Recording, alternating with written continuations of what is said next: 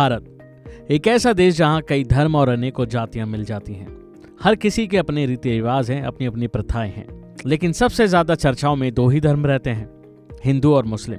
हिंदू धर्म में तमाम जातियों को लोग आसानी से पहचान लेते हैं।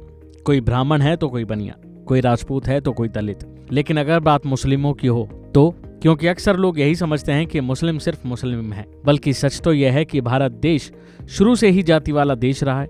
हिंदू हो या मुस्लिम, सभी की जातियां होती हैं और लोग जातियों के आधार पर जल्दी पहचान कर लेते हैं। जाति व्यवस्था हिंदू मुस्लिम दोनों में देखी जाती है। जहां हिंदुओं में ऊंची और नीची जाति में बंटवारा देखने को मिलता है, ऐसी ही जातियां मुसलमानों में भी देखने को मिलती हैं। मुसलमान भी इससे छूते नहीं।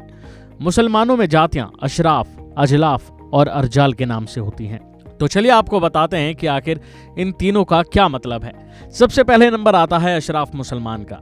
ये वो मुसलमान होते हैं जिनका संबंध मौजूदा समय के हिसाब से विदेशों से होता है। ये चार प्रमुख जातियों में बटे हैं। पहला सैयद, दूसरा शेख, तीसरा पठान और चौथा मुगल। सैयद जिनका संबंध पैगंबर मोहम्मद के परिवार से माना जाता है, एक तरह से उनके वंशज। दूसरे होते हैं शेख जिनका संबंध अरब के ही कुरैशी कबीले से माना जाता है। तो वहीं पठानों का संबंध अफगानिस्तान के आसपास के क्षेत्रों से माना जाता है। और बात की जाए मुगलों का संबंध, तो मुगल बादशाह बाबर से माना जाता है और उनके साथ जो भारत आए थे।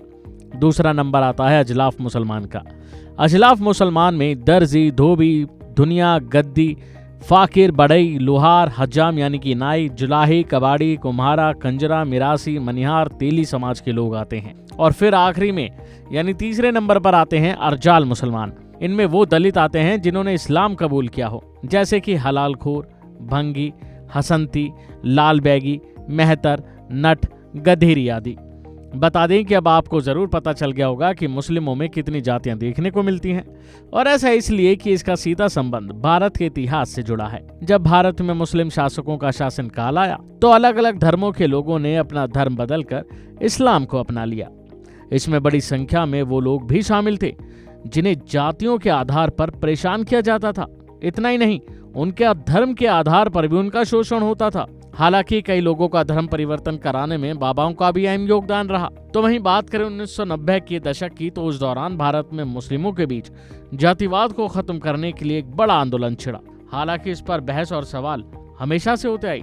मुसलमान और खासकर आर्थिक, सामाजिक और पिछड़े मुसलमानों के मद्देनजर कमीशन भी बने, लेकिन आज तक इन पर कोई हल नहीं निकला। अभी के लिए फिलहाल इतना ही। बने रहिए वन इंडिया के साथ।